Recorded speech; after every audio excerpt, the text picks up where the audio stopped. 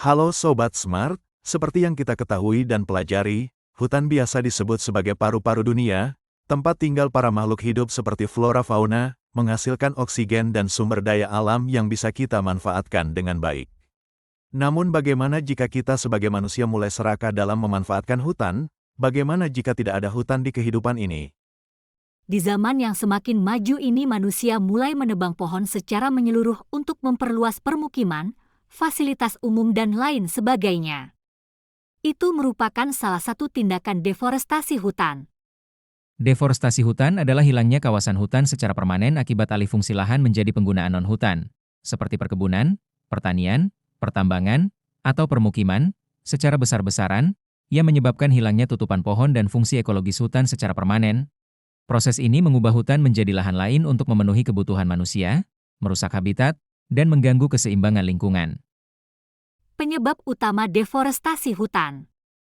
1. Pertanian dan perkebunan, pembukaan lahan hutan untuk pertanian skala besar, kedelai, jagung, dan perkebunan komersial, kelapa sawit, adalah penyebab terbesar, terutama di Indonesia dan Amazon. 2. Penebangan kayu. Industri kayu yang tidak terkontrol, termasuk penebangan liar untuk kayu komersial seperti meranti dan jati, sangat merusak hutan. 3. Kebakaran hutan, seringkali disengaja untuk membersihkan lahan dengan cepat, menyebabkan kerugian besar dan kabut asap. 4. Pertambangan, aktivitas seperti penambangan batu bara dan emas membutuhkan pembukaan lahan hutan yang luas.